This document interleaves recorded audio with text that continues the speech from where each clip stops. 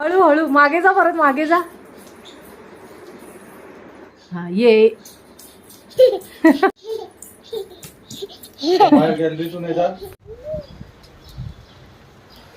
वा मस्त घेतले माझ्या बेबीनी. जय विठ्ठल रखुमाई की जय. म्हणू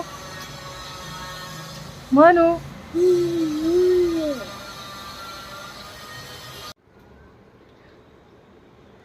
वा ठेव. उठ उठ. मनूला लाडू पाहिजे घे. लाडू खायला चढलाय बेबी. ह्या शहाणा.